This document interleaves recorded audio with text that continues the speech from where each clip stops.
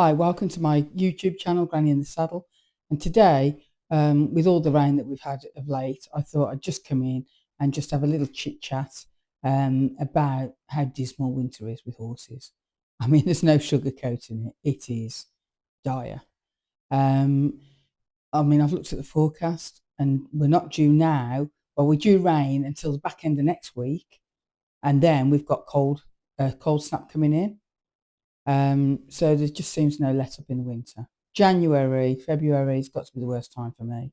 I can survive horses up until December, but January, February, I really just find it really dismal, you know. So I thought I'd just do a little chat, and hopefully, what I'm going to talk about will resonate with most of you. You know, there's no sugarcoating. Horse ownership in winter is hard. And this year, it's made even harder. You know, we've well, because we had the dry summer, we were feeding hay all summer. Now we're in the midst of winter. Nobody's got any hay. Those that have got it are charging a premium for it. You know, and I get it. I absolutely get it. You know, I'm getting a little bit berated by hay suppliers for my advice, saying that don't pay anything up front, and I still stand by that. You know, I will. Unfortunately, I've tried to explain to them, as horse owners, we're getting ripped off with people trying to flog us shavings where there are no shavings. I mean, I rang one guy, he actually rang me back and he was like, "Oh, yeah, what's the access like to your premises?" And I was like, "Yeah, you'll get in." And he's like, "Okay, that's fine. So if you just pay the invoice." I said, "I'm not paying any invoice, I'll pay cash on delivery." I never heard from him. And then I found out that he was a scammer. So, you know, they are out there, and a lot of these guys will be going, "Oh well, you know, do your due diligence and stuff like that." You and I've tried to explain, when we are vulnerable, when you need hay to feed your horses, you don't always look at it from a, I don't know what's the word, a logical perspective, because your panic is, I need hay for my horses. So therefore, just like all victims, you become vulnerable. You hold on somebody. If somebody says to you, "I'm going to bring you 30 bales of hay," you hold on to that. They're going to bring me 30 bales of hay. And that then makes us very, very vulnerable. But anyway, that's my rant over. You'll notice that I'm not on the gin. I'm over my I'm over how much I pay for my hay, and now I'm on my black coffee, so I'm okay. I'm calming down a bit.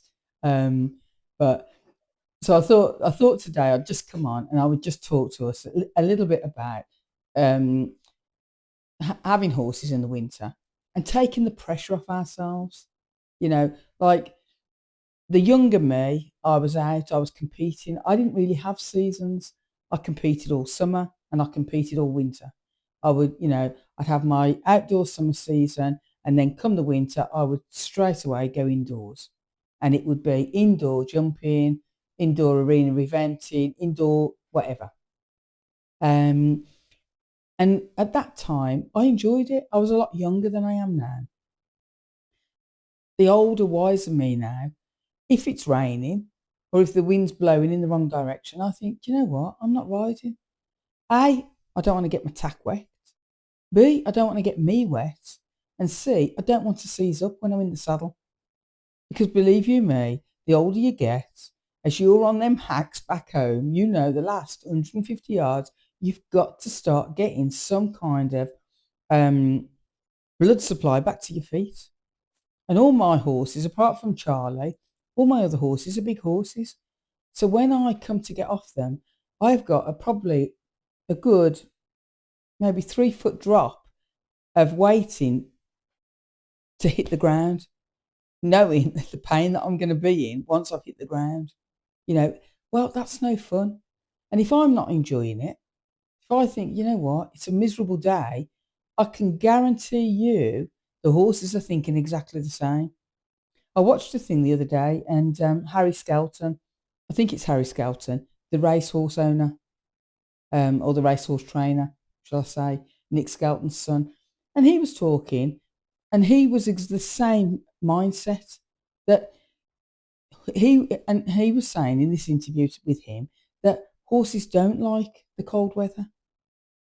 You know, they're just the same as us. When it's miserable, they don't want to be on rugs from their cozy rugs to then have a saddle and bridle thrown on them and taken out.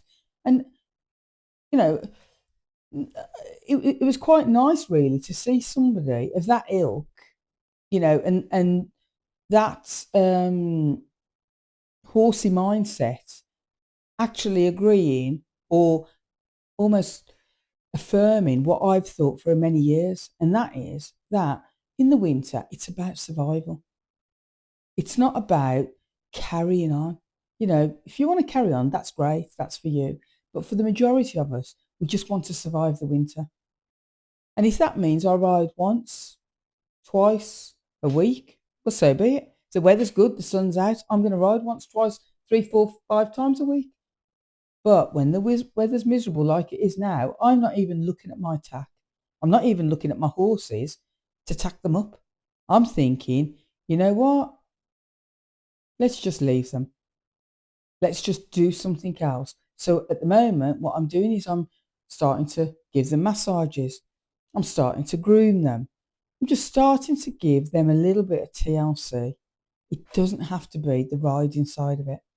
You know, even Casey's only a 4-year-old. I mean, okay, I've just come back off holiday, but the next time I get on her,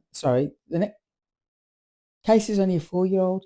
The next time I get on her will probably be in maybe 4 or 5 days' time. So that'll be a good 2 weeks since she's been sat on. But I will deal with that when I sit on her. And I know that hopefully, if I can massage her before I get on her, I know that she will just accept it like the last time I rode her. You know, but I think what we need to do is just take the pressure off ourselves in winter. Don't keep trying to think that we've got to go out there, we've got to be schooling, we've got to be hacking, we've got to be competing. If you're not feeling it, you're not feeling it. And if you're not feeling it, honestly, the horse will not be feeling it either. So I suppose the bottom line of this little bit of a vlog is just go with your gut. Don't worry about if Julie next door is riding and doing what just say, great. And I wish you well, and genuinely mean that you wish her well. But that's her. That's where she wants to be. So leave her in her lane and you stick to your lane. My lane in later life, I mean, I'm 60, but my lane is the slow lane. I will wait till the sun is out, it can warm my bones, and I will feel energized just by the sun coming out. You know, I don't know whether I need one of them SADS lights or what have you, but the winter is a grim time for me. I'm not depressed. I'm not that kind of person. I always look at a positive rather than negative, but I don't see any positive in riding in the rubbish weather. I don't see any positive in getting my tack wet. I don't see any positive in getting my horse wet. And I certainly don't see any positive in getting me wet. So why am I going to do that? It doesn't make sense, does it? But that's me. That doesn't mean that Julie in the stable next door can't go and do all them things. And if that's what she wants to do, then that's great. But that's not what I want to do. And I suppose, I don't know, comment below. Are you with me? Are you a summer rider? Or do you just push on through the winter regardless, like the younger me used to? The younger me, I didn't see any seasons. I didn't have any aches. I didn't have any pains. I just rode the horses. I competed them and I enjoyed it. And I did enjoy it. But now I don't enjoy getting cold. I don't enjoy getting wet. And therefore, if I'm not enjoying it, I'm not going to do it. So comment below and just let me know, what kind of rider are you? Has anything that I've said resonated with you? Has anything that I've said made you feel, do you know what? I'm okay. Because that's how I feel. And I don't need to do all those things. You know, like I've said in that video I said with Zeus, horses are individual. And we as riders are individual. At 60, I'm not the rider I was 30 years ago. I'm certainly not. I go, oh no, the wind's blowing in the wrong direction. I'm not riding. It's just the way that I am now. I'm not saying that riding horses is an issue. Mine had always got rugs on when I rode them. You know, they were always warm when I rode them, but I don't want to do that anymore. And therefore, I'm not going to do it. I will ride the horses when the weather and I feel that I want to ride them. So anyway, I've had a bit of a rant. I need a bit of a coffee now, a bit of a black coffee. But yeah, please comment below if you feel the same as me, or if you don't. You know, that's what makes the world go around. That we're all different kind of people.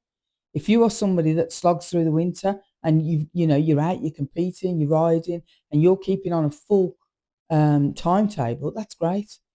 But just let me know. Let me know your thoughts, and let me know what you think. How do you get through winter? If you've enjoyed the video, please like, share and subscribe. Thanks for watching. Bye.